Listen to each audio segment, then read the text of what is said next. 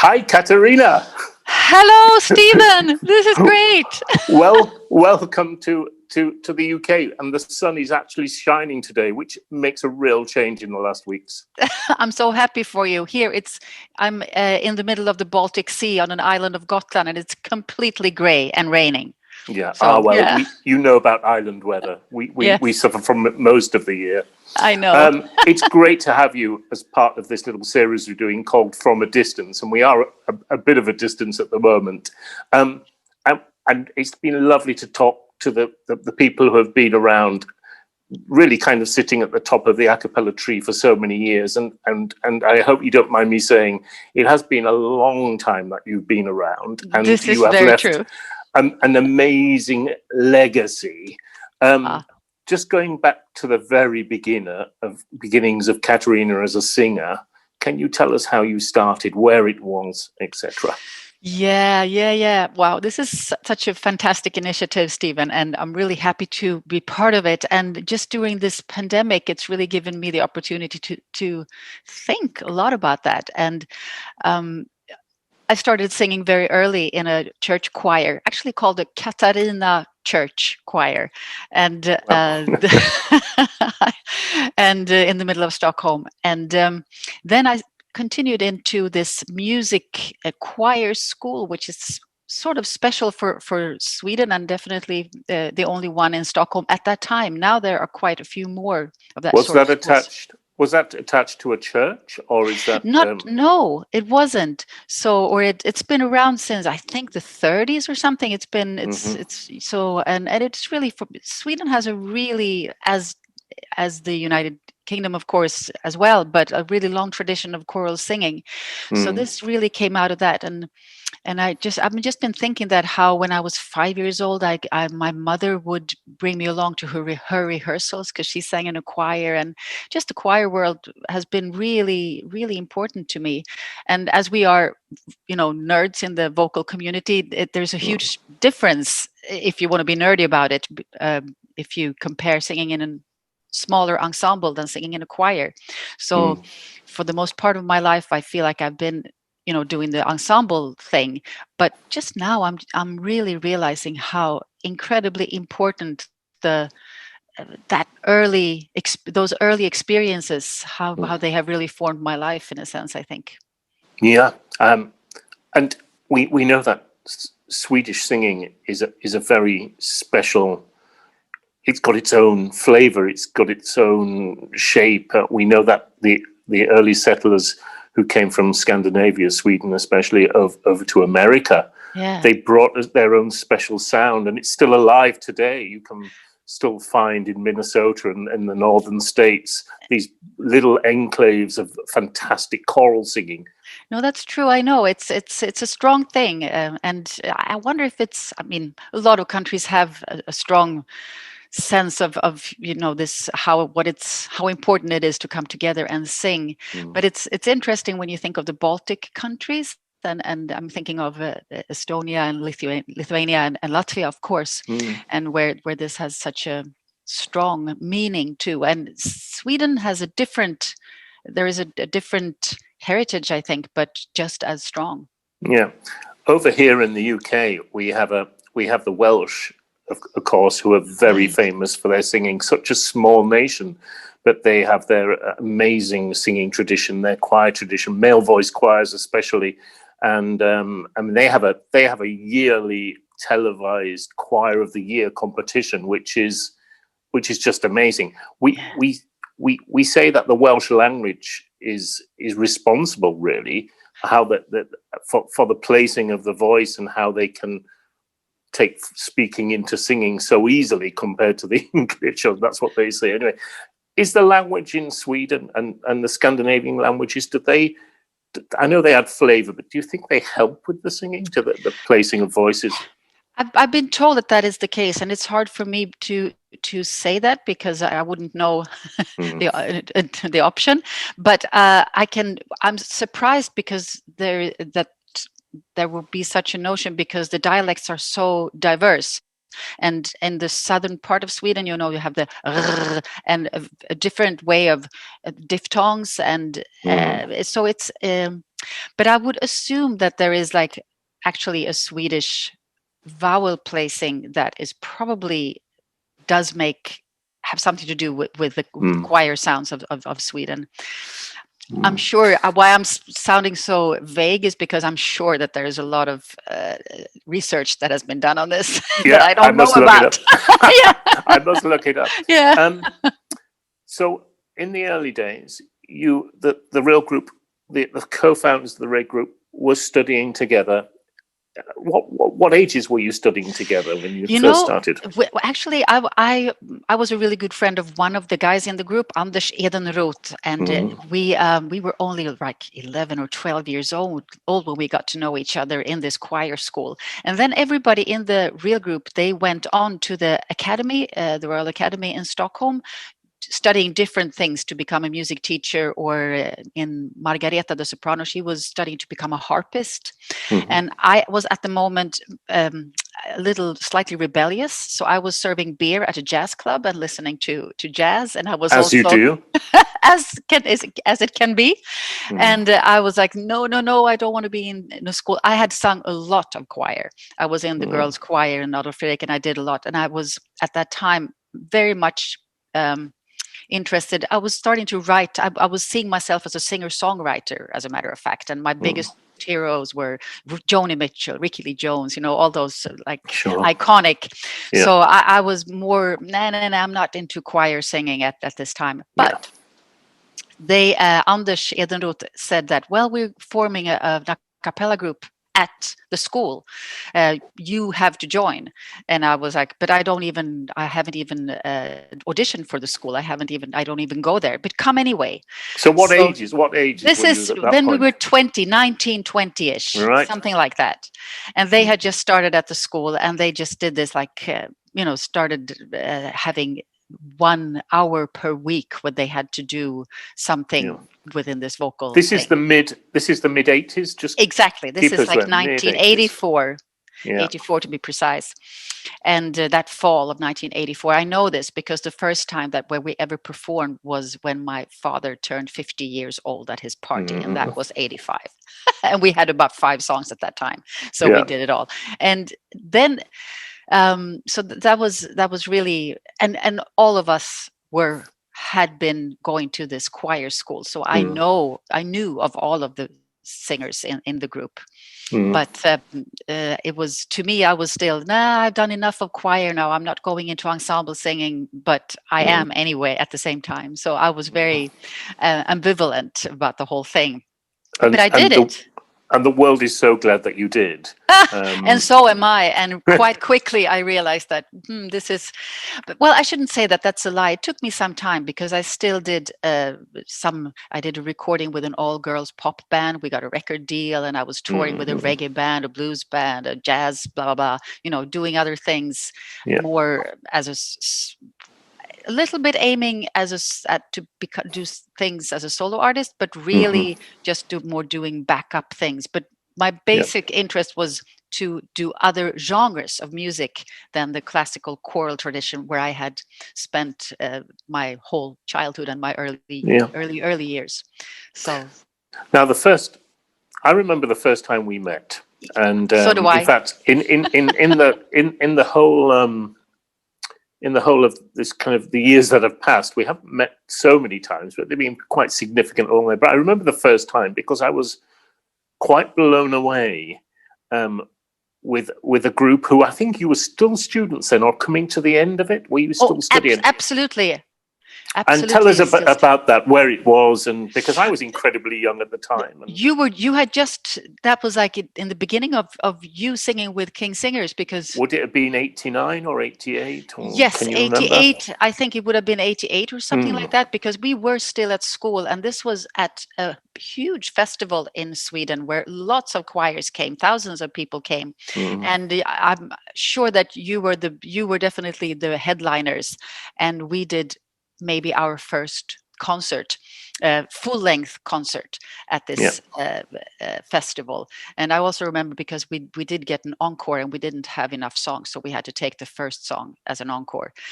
And then you were there. Was that the Water Festival? Is it called the Water Festival? No, or was that later? That was later. So this was in the.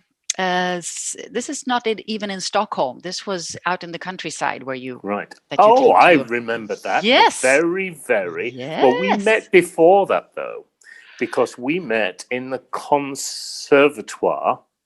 In Stockholm. That's the very first. That was the very first. That's correct. Where we came in either earlier that year or the year before, or maybe it was a few days before. I don't know. It's a long time ago.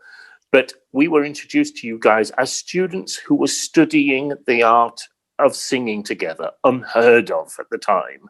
People who were basically doing something together, and their credits were for doing an a cappella group, which sounded so cool. And I remember the room we heard you, and you sang off mic. You just sang and stood there, and the sound was gorgeous. Oh. It was everything that we knew you were going to go far, and it was before the Summer Nights Festival. Do you remember that vaguely? Do you remember that? It was kind of billed as a workshop, but we had nothing to tell you because you were so good. No, I do remember this because this was when we did go to the conservatory as a group, which was extremely progressive of the conservatory at that time. I'm not sure that you're even allowed to do such a thing today. But so we did, we were allowed to, or we were encouraged to design our own curriculum, because the school took us in and then they said, we don't know what to do with you, but you can choose anybody you want to work with, and we will pay for it 1 hour per week. So we had this amazing setup where we had a place where we could rehearse, and we would also have to think every week, who do we want to meet? A drummer, a singer, a ranger, a piano, what is it that we do? And so that was really amazing. And I think this is why you were there. I mean, you probably did something else for the whole school, but we had Mr. Ward Swingle came to the school. So we had a workshop with him. And of course, we worked with Eric Erickson, who was a teacher no, I don't think he was a teacher at the school at that time. He had been earlier, but he was there. So we had him, and I think that this is how we also, could, because you were in town, and I'm sure the academy asked you to come, and we were like, oh my God, I can't. So I remember that. And we knew then, we just, you were heading towards great things. I mean, it was such a characteristic sound. It had a purity. The voicing was so beautiful. There was no vocal kind of ego getting in the way. It was, the blend was fantastic. You sang as like instrumentalists, really. It was very, I remember that feeling, thinking, gosh, I wish we could do that. No, and you are, and you. We so were on so. We are the King Singers are here. To learn. Yeah. Yeah. Onto the concert you were talking about, though. It was part of a festival. I kind of hardly remember the name, but it sounded like Skinnskatteberg. That's the place. Yes. And I think we did a concert in a church. It was the time of the midnight sun, wasn't it, kind of thing? Yeah. It was midsummer. Yeah. We did a concert, I think, that started at midnight, I think our concert was in a church. It started at midnight. So we came off stage and finished, 2 a.m. And there were people queuing for the next concert. I'm not sure if it was you guys who had the next concert, but there was somebody on very, very late. And I just thought, that's a really late concert. We think going to Italy and performing at 9 p.m. and Spain is late, but that was a kind of a marathon place. It really was. No, I think we had earlier in a more modest place, like a gym somewhere, earlier, and you had the nice place. So we were done, and we were just staying up to listen to you and hanging out. That's what I remember. Yeah. Yeah, that was a great atmosphere. Great atmosphere. Tell me, there have been changes. I don't know when the first changes were, but there were changes in the group. How has the group embraced, the thought of people leaving and the thought of people coming. Not what makes them go, No. but we know what makes them arrive. How does that work? Because I know how it works in the Kingsingers, and I know how it works kind of in other groups, but you're unique. Every group's unique. Yeah. Well, for us, I would love to ask you the same question, because I'm so curious, because it is really a unique situation, because it really changes the instrument completely when you bring in one new member. And since our genre, so to speak, has been so connected with who is in the group, I write this type of songs, or it really is also changing the direction musically of where the group wants to go when you change a member. But I remember since both me and the original soprano Margareta, of course, we also got pregnant, and we had to have a wonderful substitutes, Johanna Nyström, who's a genius singer, who was a substitute for both of us at times. So a kind of a dep, somebody who comes in and does a few concerts, a few weeks, months, and then steps out. Exactly. So we did get used to the fact that, wow, this can be really, of course, we would in a way miss the original sound, but we would also be like, wow, this is really great. How wonderful to get this new energy. So gradually, in the beginning, when Margareta, the original soprano, she was the first one to leave the group. She has a really beautiful solo career as a jazz singer, and also playing the harp, which she had really missed. And actually, when she left, she didn't. She would have to talk about it herself. But she first asked us if she could leave for a year just to try it, with the option of coming back. So, I like that. Yeah, and we were like, yeah, sure. This is how I remember it. Yeah. But then she did leave. It was of course turbulent times, because it is a big change, and it isn't all happy at all times. But then, I think for every change, it has been like, wow, we know now that the group will absolutely change at its core, and we will embrace that, and because the option would be to not continue at all. But this has really been a foundation to, okay, what does this bring? What is the new musical path that we can walk down now with this person? And I think that we have almost been not overly, but we've been very ambitious in trying to show the audience, and also ourselves, that, oh, now we have this person, let's feature this person quite a bit, so we know that, this is her, this is him. I certainly remember when I first joined the Kingsingers, and they'd got used to this. Now and again they were making changes, but I remember that Simon and Alistair, the two originals I worked with for a number of years, they said they nearly stopped after 10 years. When the first guy, their 10th anniversary concert, and they made one guy decided he wanted to leave and make a solo career, a guy called Alistair Thompson, tenor. Right. The group had to decide whether actually that was the end of the group. I mean, it's amazing, but this is back in the late 70s. Yeah. So people didn't have these kind of intense a cappella touring groups. So the thought of making a change was, unheard of. The group was no more if somebody left. But once they'd had the confidence to bring in somebody new, and of course, the essence of any group remains the same. Things change, repertoire, direction slightly, but the essence of all these groups, their kind of personal hallmark remains the same. And and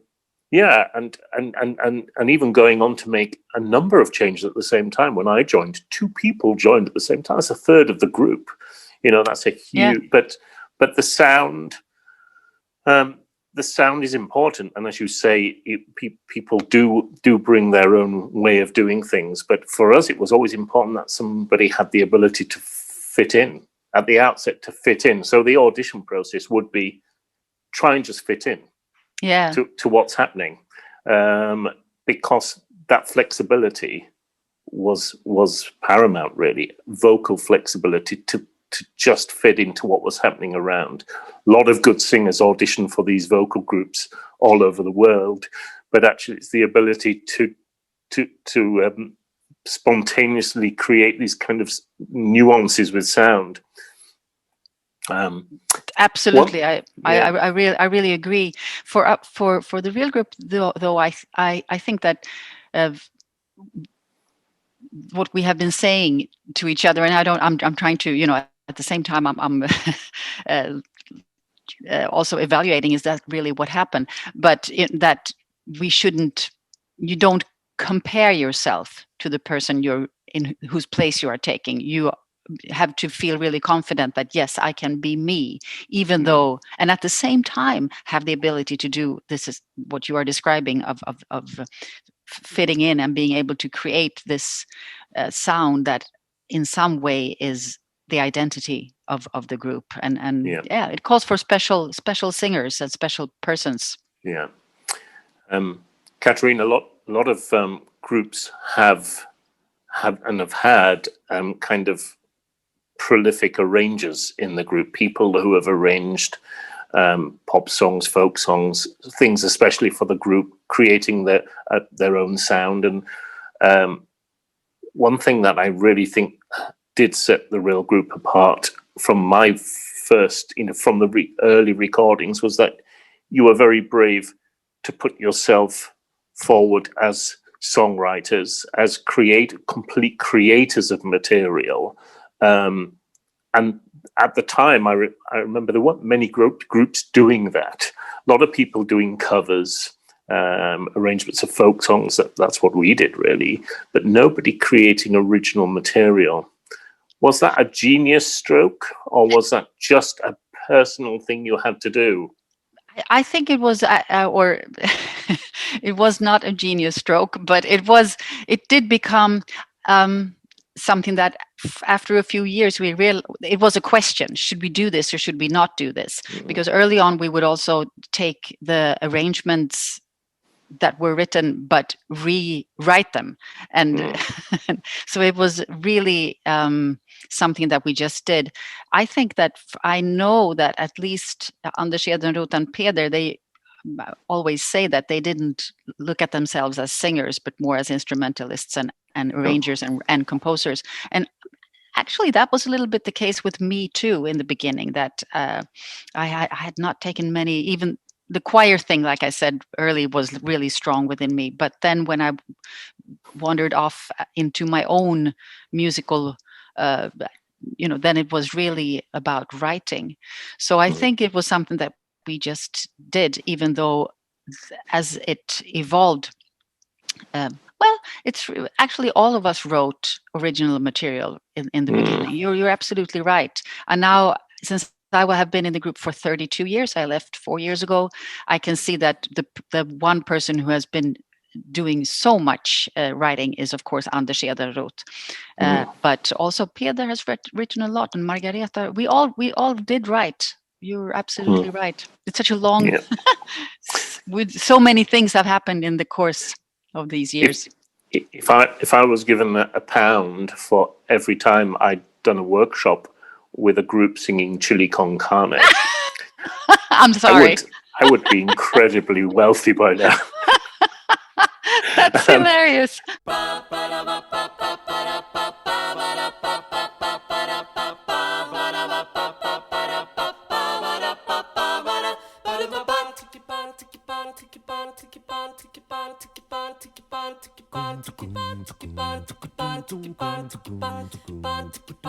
Take some ripe fresh tomatoes, put them in a bowl with oil. That's hilarious. In fact, when I left the King Singers and I went to work in Cheltenham at the ladies' college there, we had a little scholarship program with an a cappella group, and actually I took it along to them. And they learned it. They did a high voice version of it. I think there must be a high voice version printed, or there is. It was taken like 4 parts or 3 parts. I can't remember, And tell me, is this a song that haunts you? Absolutely. Is it the Absolutely. masterpiece of the real group? We have this piece called Masterpiece in the King Singers history, Yeah. which people love and talk about and write about and want to see videos of it.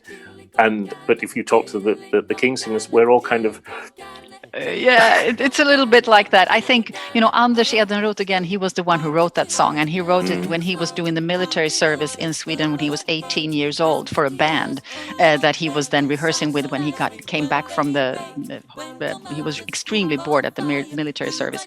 And then he made this a cappella arrangement. And so it has been haunting us since forever. But I think there are there is this other song called Göta that has also become like a really a song that we hear in so many versions, and there are a few others actually. So which I'm kind of happy about. So there are. With your songwriting hat on, our listeners will be hearing this. If they haven't already heard this, your beautiful song "I Tried." Oh yeah.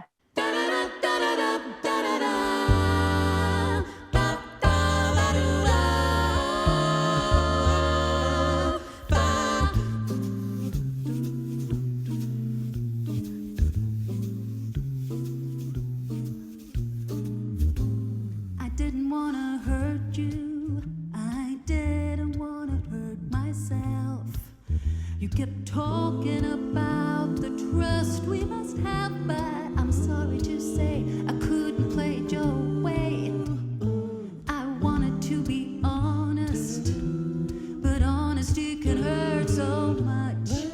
Was afraid of all the pain it would cause. I was afraid of what I knew deep down, and I'm telling it all to you. I tried.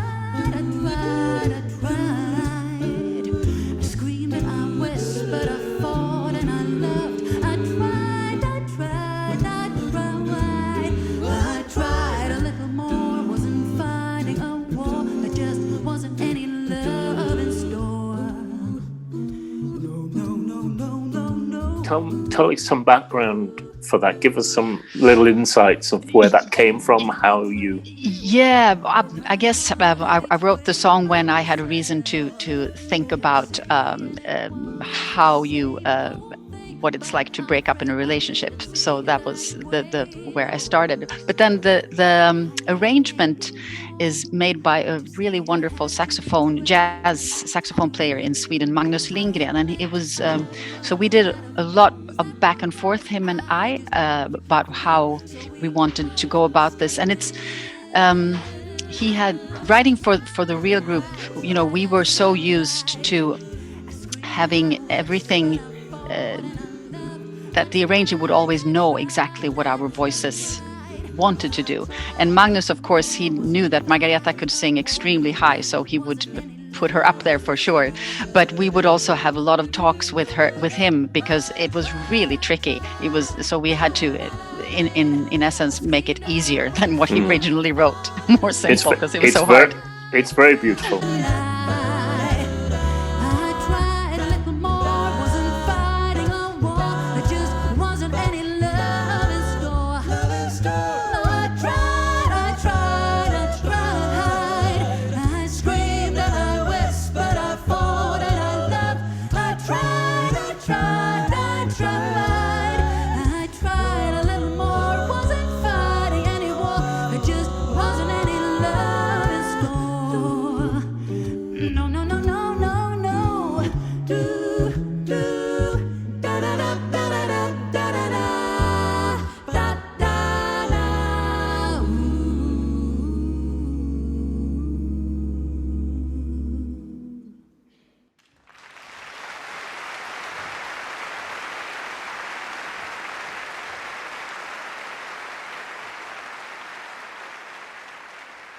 I wanted to just share a personal memory that's actually just popped into my head of a day of rehearsals we had, and it must have been around 1993. So this is when Simon Carrington and Alistair Hume left the King Singers, and Nigel Short and Philip Lawson were joining the group, because we used to go to Nigel's flat in London as a central point for us to meet, to kind of have rehearsal days.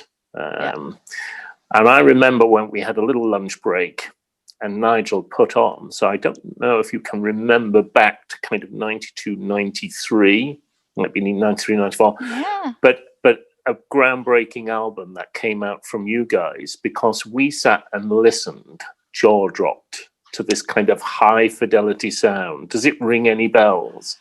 Yeah, where that could that have been 93? Yeah, it's kind of That's that probably era. could be Nothing But the Real Group or something like that. It was, Yeah. That rings a big bell. Yeah. Wow, I can't believe you did that. That's and we just unbelievable. sat because the sound was just wonderful. We always used to say our burden, our problem was we were trying to do too many things. Trying to do classical, trying to entertain, trying to be funny, trying to have a kind of comedy act, trying to sing Renaissance very straight, and doing lots of things really well, but nothing really well. Oh, you're kidding me! That's not fishing, but that's kind of how it feels. And we used to have these moments, and that was one of those moments where we just looked at a genre who were getting it so right. You know, a group who were working in a genre and just they'd found their sound, they found their style. They weren't wearing all these different hats at different points, during a show. It's very good. I don't know what to say, but it's just really, really wonderful to hear that. But it's crazy to hear it too, because speaking to you about just that, and it's interesting to know that it's when you see it from the inside, you're always going to be probably this aware of everything that is not perfect. Because for us, hearing you and meeting you was like, can we even sing at the same concert? Are we going to be complete fools if we do that? Performing in the same night. Which takes me to the Stockholm Water Festival where we did, and you were quite big names by then. And we shared a stage where we shared a concert, and the fear was all ours that night because we were singing on mics, and we'd heard it was like somebody playing a CD, and we had to follow it, with these 6 crummy voices on mics because we weren't mic singers. But right. Oh, wow. I remember beautiful concert by King Singers at that time. How does one? And this is an interesting question, because most people, I think so, because most people outside, fans, if you like, people who follow vocal groups, don't always get or understand or can't even begin to believe why somebody would leave a group when they've been there for so long. Eric I've talked to, and Wolfram, people have been around a long time. It becomes almost too easy, doesn't it, to stay? It's you sacrifice your life, of course, because touring takes its toll and it's a very busy life. But take us through what makes somebody have the... And of course I can only speak for myself. And for me, it was for every person that came new into the real group, I felt that, I had to have this enthusiasm that, yes, this is wonderful. And at some point, I felt that, well, the next change, I wonder if I'm going to be as enthusiastic this time. And I was feeling that was maybe a question mark. And then I realized, so maybe it's me then. And starting to have those thoughts, and what would, are you, is it a problem with the noise back here? Can you? No, you're good. Fine. Yeah. Are you frying bacon? It's my husband. He's frying an egg, I guess. Oh, it's great. I thought I could hear bacon. Yeah. So we had just done an amazing we had a fantastic opportunity to sing the St. Matthew Passion with 4 classical singers and a Baroque ensemble and a big choir. And it was also condensed to be only 2 hours. And it was done with a performance artist who was helping us, or who was the director of this piece.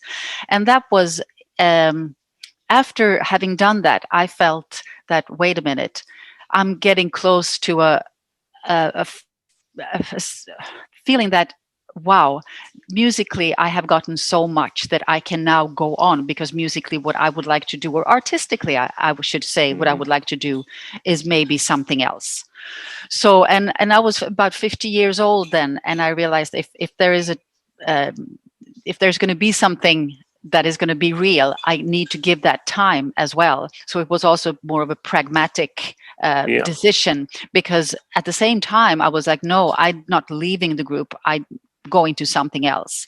Yeah. And the thing with the real group is that we are, everybody that has been in the group more or less, maybe I'm exaggerating, because it's maybe Peder and Anders Edenroth and myself, and Anders Edenroth is still in the group, but Peder and myself, we have been very involved with, making a festival or doing lots of educational work, and we still have lots of contact, and we run the educational side of the real group together. And so in a sense, I haven't really left the real group, but I have definitely left the touring part and being in the artist group, so to speak. And to make room to do something else. Also, I was feeling that, the what do you say? The footprint, the CO2 footprint that I had made was also making me think that, is this what I should do until I get old? And do I feel really good about that? And the answer was like, no, I don't actually. I mean, I still love to tour. I still love to travel. So it's, but to the extent that I know that you did and that the real group has been doing, it's a lot. It's approximately, it's more than 100 days per year for over 30 years. Sure, and that's a lot. Yeah. It was usually, we used to think it was about 7 months for us on the road. And a lot of those years, the carbon footprint didn't even come into it. No. But what did come into it was I like to think now, if I go to Italy, or I hop over to Leipzig to do a workshop or do some adjudicating, that becomes a lovely event in itself. It's absolutely, it's not another chore, and without painting too grey a picture for people who are watching this, I think often people don't quite realize that when you're doing an artistic job and you're performing and giving of yourself, when you do it, which you have to do to make a living, to do the number of concerts and that amount of traveling, touring, sleeping in different places, some nice, some terrible, it can become quite hard at times. And there's times when you wish you weren't doing it. Those kind of dark times when you're delayed for a flight in November and you're going to some very small town somewhere, and you just wish that the blizzard would kind of cancel the event because you just need a break and go home early. Those things happen, and anybody who has a job out there who doesn't think their job is brilliant every day of the year, it's the same for us musicians, especially if you're traveling and leaving those you love to go and to pursue that. I absolutely agree, Stephen. I was going to say that was probably my biggest reason to feel like when I leave now, I have actually felt that this is the greatest thing up to the very end. And it was as if I couldn't promise myself that would continue for another 10 years because of what you're saying. Because of course I had those experiences, but for the most part, I have absolutely loved it. And I still think it's the best thing in my life, of course. Yeah. Hey, before we talk about Katarina post-real group, tell us a little bit of the story behind another video that our folks are going to see. And this is wonderful. I mean, this is quintessentially Swedish. I'd love to hear where it was filmed, who the people are in the video, but this Catching the Big Fish, I'd love to hear about that. It's so beautiful to watch. It is so Swedish.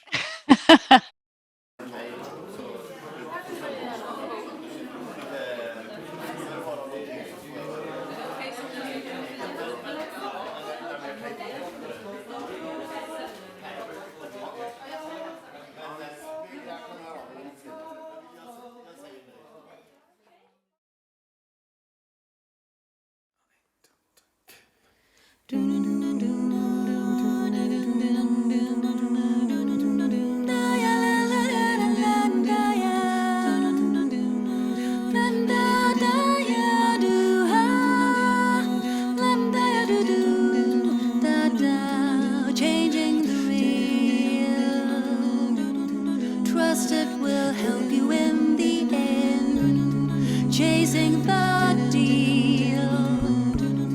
Hopefully waiting round the bend. Throwing another line just to find you're out of bait. And too late. We all wanna catch the big fish down below.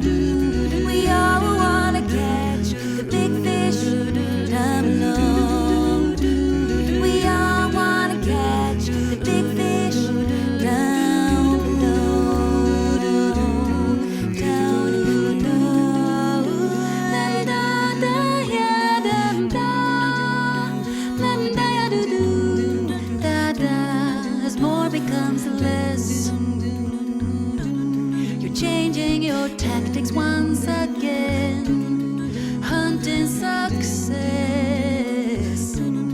Trying to make 11 out of 10. Throwing another line just to find you're out of bait. And too late. We all wanna catch the big fish down below. We all wanna catch the big fish down below. We all wanna catch the big fish down below. The remaining $1,000,000 question is what will happen if we win the quiz? Will desire disappear?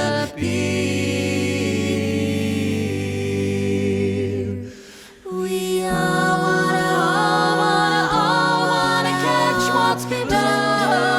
Wanna catch what's below. There's always a truth that we just need to know. The search will continue everywhere we go. We all wanna catch. We all wanna catch the big fish. We all wanna catch the big fish down below.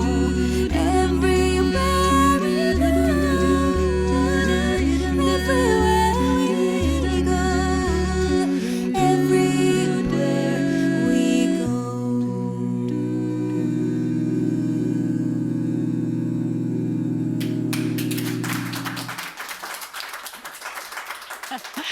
This is actually a song written by Morten Winter, who came as the second baritone after Peder Karlsson, who was the original baritone.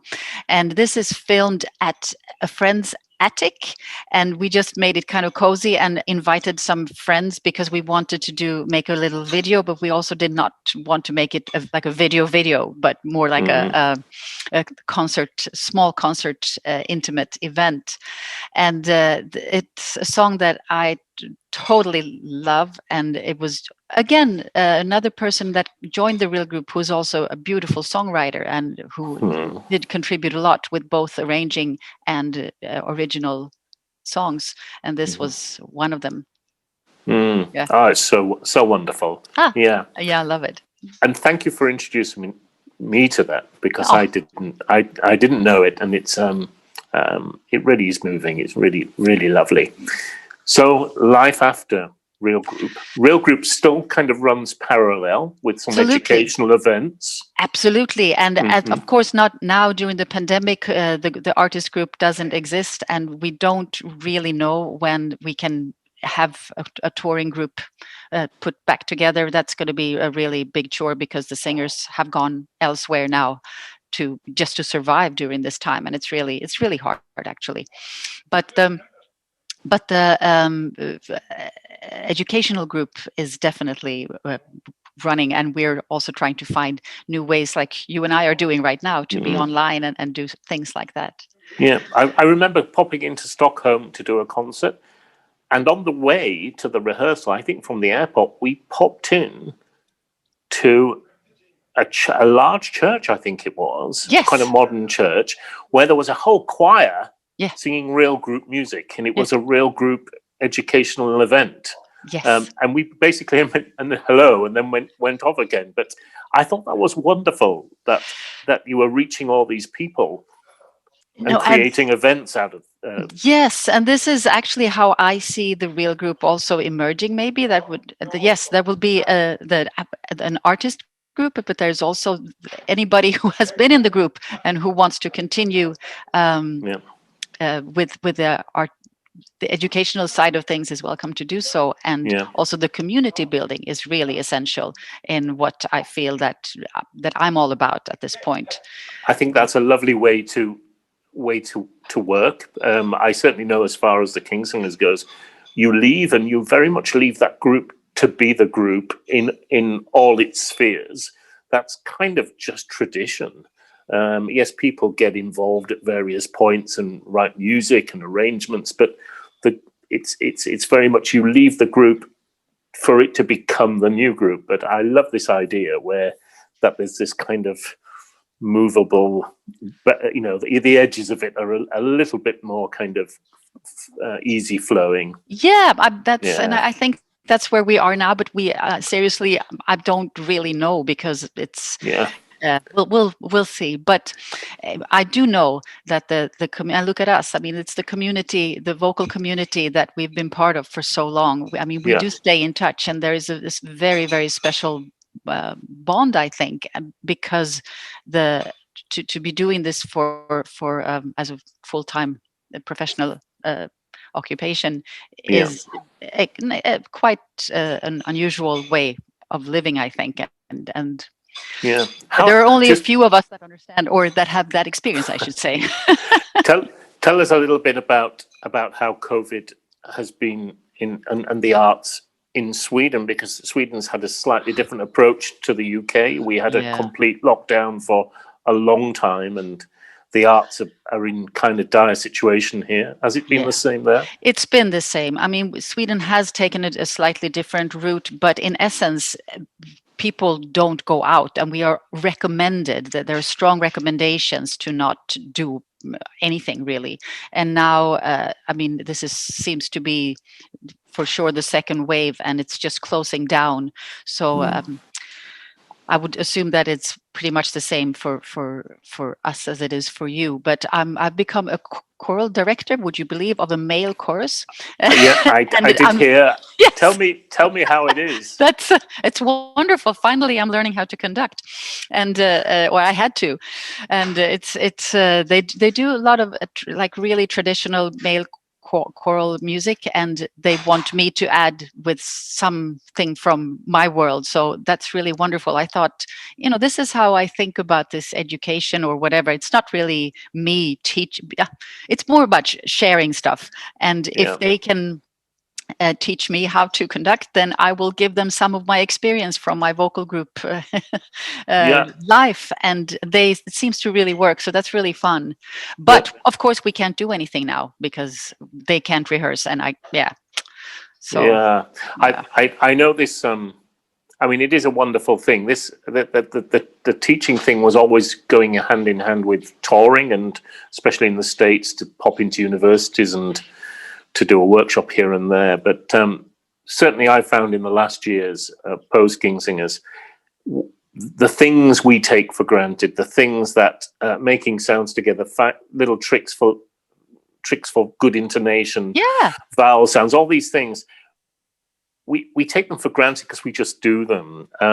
But when you pass them on to a choir, and you can, and I have problems doing this, is saying things so clearly that they understand what I'm talking about, especially when I'm teaching choirs or in different countries, to just say a few things and get them to feel a change and see there's a kind of magic in their eyes. It's like they've been given a new toy. And they get excited about it. And it is very fulfilling, because the things that we've taken for granted suddenly become magical and change how people do their weekly singing, which is great. So true, so true. And I love to be part of that change and that inspiration. So it's really fantastic to have this opportunity. Yeah, I know that you've done a lot of work with a lot of teaching, and I know you do quite a lot of adjudicating in competitions. Tell me what your thoughts are about competitions, because I blow hot and cold. I've done a lot of adjudicating. I know. The first time, sometimes I feel it's great, and then sometimes I'm not sure what the reason is. And how do you feel about competitions? I was extremely hesitant. I could almost use the word negative, and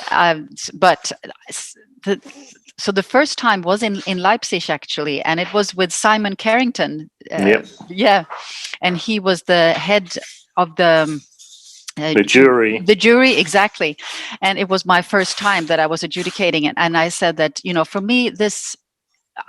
for me to participate in this, to be able to do this, I have to go around to all the participating groups and say that this is not about a competition. And then they were all looking at me as if I was mad. And then I said, and then Simon was like very politely mentioning that, well, if you want to go around to all the groups, then you have to say the exact same thing, because this has to be given the equal opportunity for, and I was like, oh shit. Okay. So that we ended up doing that, going around to all the groups. And then I realized that actually a few of them burst into tears, because they were so happy to see the jury, that we were human, and that we were actually just saying that I made up this sentence, I think, hello, we are the jury, we just wish you a really good competition, just have fun. It was something like that I made up as a sentence. But for some of them it was such a relief, and for some groups it was like, what? They were like totally zero neurotic about this, and I realized that maybe it was me that was more nervous about it. And it really became clear that, that's the coffee machine now. So it was eggs and coffee. Brilliant. Sounds very Sunday. Yes, it is.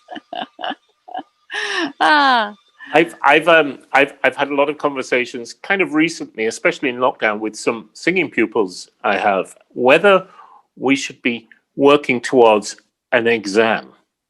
That you get a piece of paper, you can stick it on your loo, and it says, I got a distinction at grade 8 or whatever I did, or whether we should be looking for some performance possibility, even digital, with lockdown.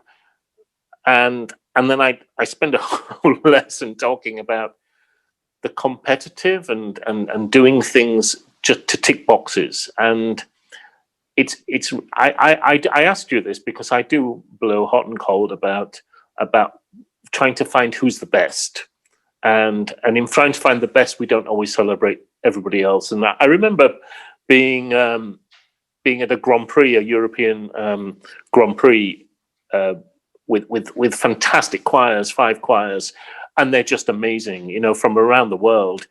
And you just want to give everybody first prize. You just want to say the fact that you can do this program and sing so amazingly, but the fact that you have to have 10 jury people, almost coming to blows and arguing the finer points on marks, because they are so close and they're so amazing.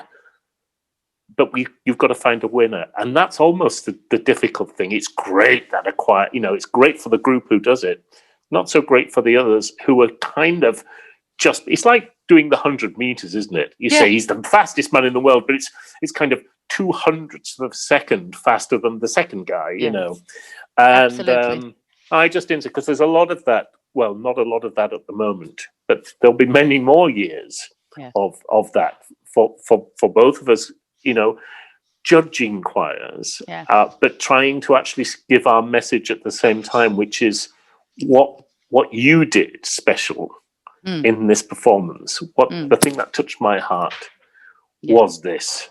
Yeah. And I wanted to say, just before we finish, one thing that touches me about your singing over the years is, and this is something that will sound so obvious to people, and it's such an obvious compliment to a singer, is that you have an ability to sing text, to sing text from the heart. And I say that because when I first started singing, and I went off to conservatoire in London, and I was, a scholarship holder, and I was going to go into opera. To me, it was about the voice, how amazing the instrument was. The text was a vehicle for some kind of ego thing. Yeah. And it was very slowly through my 20s, having joined the King Singers, and especially working with Bob Chilcott. Bob would always say, because he would always have a lot of laughs about his own vocal ups and downs. And he says, the amazing thing about singing is you get to give somebody the text. Yeah. And I always remember Bob Chilcott being able to sing these pop leads, and they were so convincing because he made them text-based, and it's so obvious. But a lot of the time, us singers get so bogged down in the sound we're making, the technique of it, and whether we're making a better sound than the next person, whether it sounds like somebody who's famous, we forget about the words. And I just wanted to end by saying thank you for singing text so beautifully, because that's what makes singers singers. Oh, thank you. Wow. Yeah, thank you so much, Stephen. That's warms my heart to hear. And on that note, I'm going to say thank you very much. Thank you. It was great to join you for lunch. Yeah, and, thank you. I think I will have some now. and at some point, we might do this again, but we might in maybe, I don't know, in a different place, maybe even live. Yeah, that will be amazing. I'm so pleased that you called and that we are doing this, and it's an honor to be in this series that you are actually making. So that's fantastic. All right. Thank you, Katarina. All the best. Thank you. All the best.